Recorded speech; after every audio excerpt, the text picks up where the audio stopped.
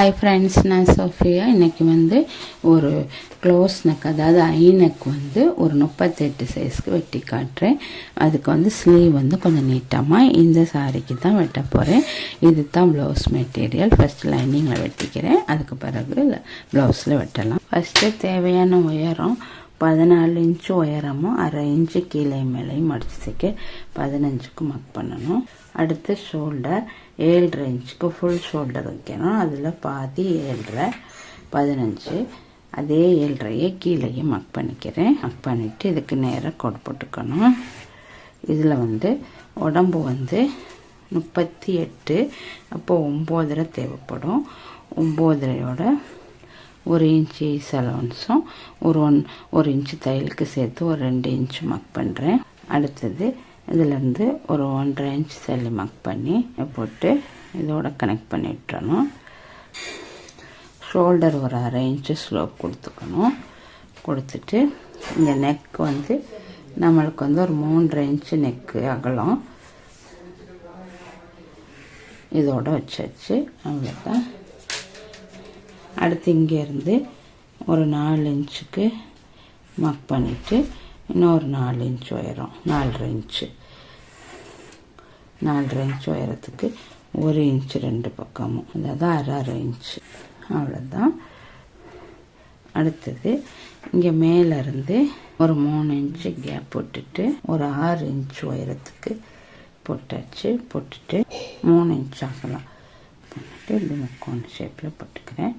இப்போ நாங்கள் இதை கட் பண்ணி எடுத்துக்கலாம்.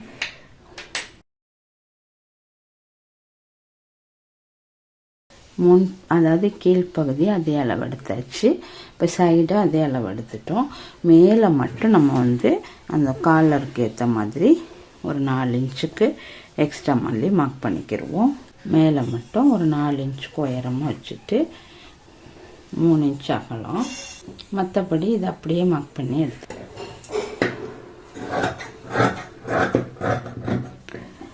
இப்போ இந்த பின் பாட்டை எடுத்துடலாம். எடுத்துட்டு இந்த நெக் நாங்கள் 3/4க்கு விட்டுருக்குறோம். அகலம் 3/4க்கு இப்படி விட்டாச்சு. இறக்கம் இந்த எண்டிலேருந்து 3/4 போக இறக்கம் 7.5 வரையும் கூட வச்சுக்கலாம். நான் ஒரு 7 இன்ச்சுக்கு வைக்கிறேன். போட்டாச்சு.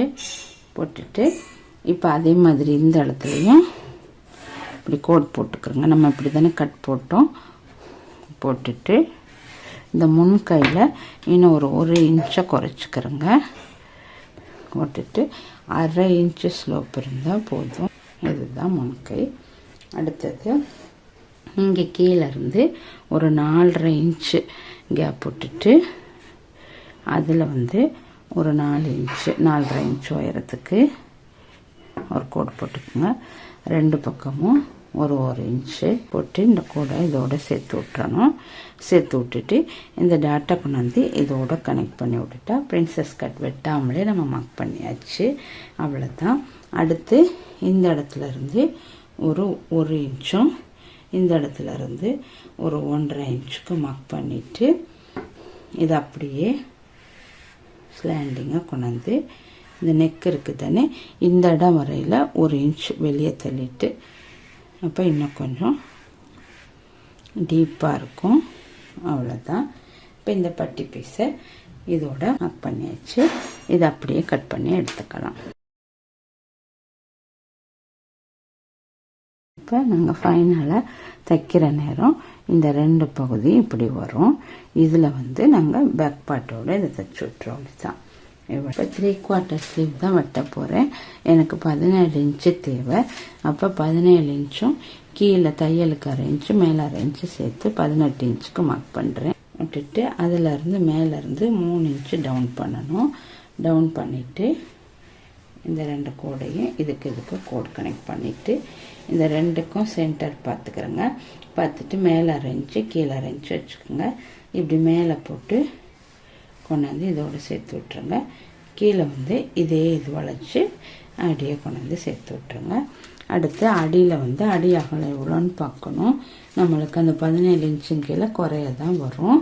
அப்போ அந்த அகலத்தை பார்த்துட்டு இந்த அடி அகலம் 6 வருது. அப்போ அந்த 6லேருந்து இந்த இடத்துல அதோட 1 இன்ச் தள்ளி 7க்கு மார்க் பண்ணி இப்படி தான் ஸ்லீவ் மார்க் பண்ணணும். இதையும் கனெக்ட் பண்ணி விட்டுறணும்.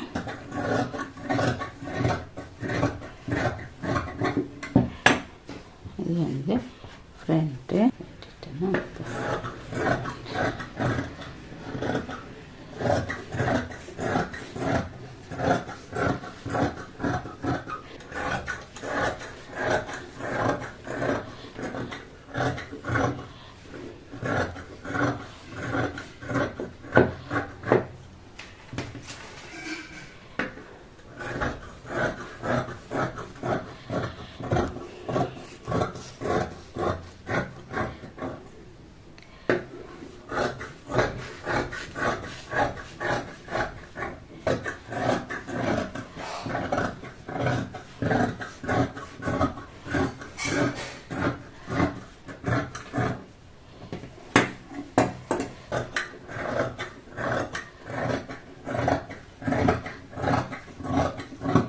இதை எப்படி தைக்கணும்னா ஃபர்ஸ்ட் வந்து நம்ம இதுதான் மெயின் ஃபேப்ரிக்கு, கீழே உள்ளது லைனிங்கு.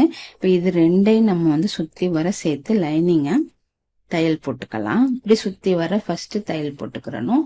தையல் போட்டு முடிச்ச பிறகு இதே கழுத்து பீஸ் அளவு வச்சு ஒரு எக்ஸ்ட்ரா கழுத்துக்கு வந்து ஒரு பீஸ் வந்து வெட்டி வச்சிருக்கிறேன். அப்ப இதை நாங்க தையல் போட்டு முடிச்ச பிறகு மேல் பக்கத்துல வச்சு இது அப்படியே கழுத்து பீஸை தைக்கணும். இப்ப முதல்ல இது லைனிங் ரெண்டையும் சேர்த்து சுத்தி வர எல்லா ஃபுல் பக்கமும் தையல் போட்டுருவோம். தையல் போட்ட பிறகு இந்த உள் துணி இருக்குது, லைனிங் துணி, இதுதான் நம்மளுக்கு ஒரிஜினல் அளவு. அது போக மீதமுள்ள எக்ஸ்ட்ரா பார்ட்டை ஃபுல்லா கட் பண்ணி விட்டுறணும். இந்த பீஸ் எடுத்து நல்ல பக்கம் மேல வச்சு, அதாவது நம்ம லைனிங் இருக்கோம் அந்த பீஸ் எடுத்து நல்ல பக்கம் மேல வச்சிடணும். வச்சுட்டு உள் பக்கத்தை நம்ம தச்சு திருப்பணும். இப்ப இதை நம்ம வந்து பின் பண்ணிக்கலாம். பண்ணிட்டு இதுக்கு மேலாலேயே அப்படியே தையல் போட்டுட்டு வரணும்.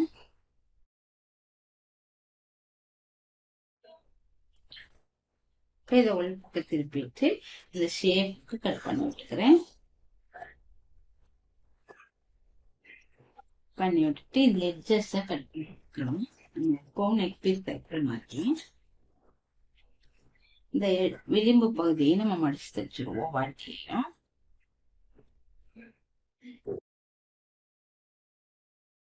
இப்ப 2 பகுதியையும் நம்ம தச்சு எடுத்தாச்சு. தச்சு எடுத்துட்டு இப்ப இதை இப்படி வந்து இப்படி மேல உள்ள பகுதியை வந்து நம்ம இப்படி உள்ளுக்கு இப்படி திருப்பி விட்டுட்டு தான் நம்ம செய்யணும்.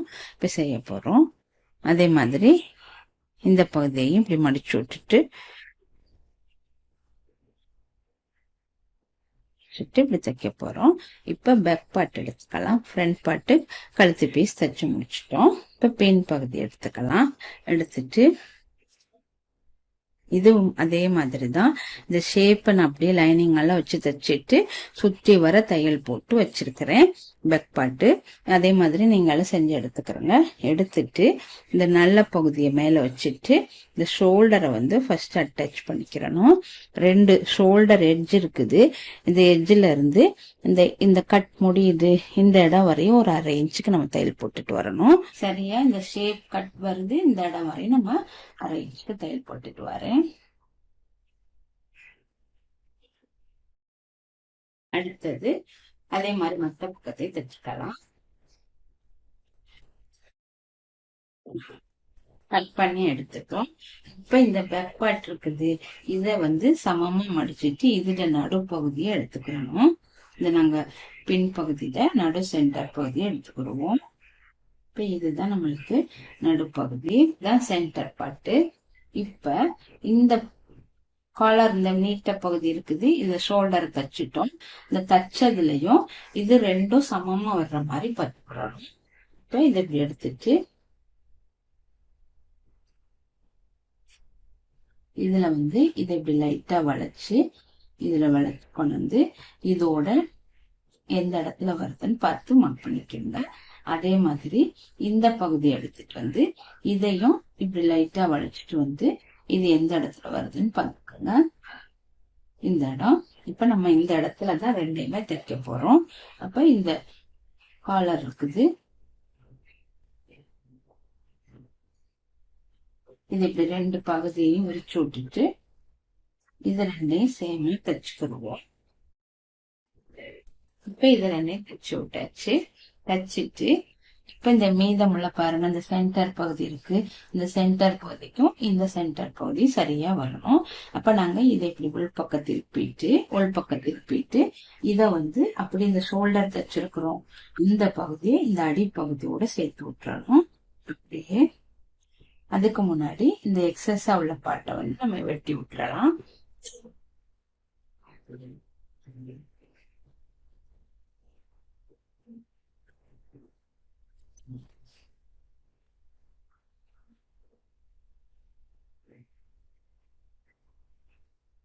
வச்சுட்டு இப்ப இத அப்படியே நான் தையல் போட்டுட்டு வரேன்.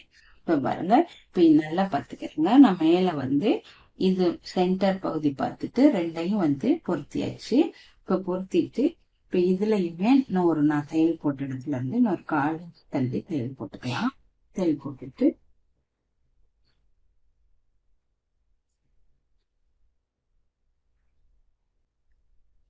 இப்ப தையல் போட்டுட்டோம். இப்ப இது அப்படியே இந்த கோடு நம்ம ஷோல்டர் இணைச்ச கோடு இருக்கு, இந்த கோட்ல இருந்து இதை கொண்டாந்து இப்படியே 1/2 இன்ச், அதாவது 1/2 இன்ச்சோ 1/4 இன்ச் பிடிச்சா கூட போதும். நம்ம இப்படி 1/4 இன்ச்சுக்கு இந்த ஷோல்டர் இந்த கட்டு வர்ற மட்டும் அப்படியே இதை தையல் போட்டு வரும். இந்த அடிப்பாட்டு இருக்குது, இந்த அடிப்பகுதி இருக்கு, இந்த அடிப்பகுதியோட இந்த காலரை அப்படி 1/4 இன்ச்சுக்கு தையல் போடணும்.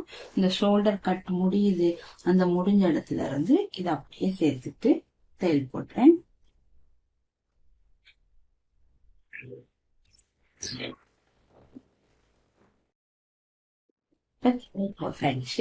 போட்டுட்டு இப்ப இந்த இடத்த இந்த கட்டு இருக்குது எனக்குள்ள லைட்டா திரும்புறதுக்கு ஒரு சின்ன சிசர் கட் போட்டுருக்காங்க. அதே மாதிரி இந்த இடத்துல லைட்டா ஒரு சிசர் கட் போட்டுக்காங்க. போட்டுட்டு இப்ப இத உள்பக்கம் அப்படியே திருப்பி இந்த லைனிங்க்கு நம்ம கழுத்து கிராஸ் பீஸ் கொடுத்துருக்கோம், இத அப்படியே மடிச்சு உள்பக்கம் தைக்கணும்.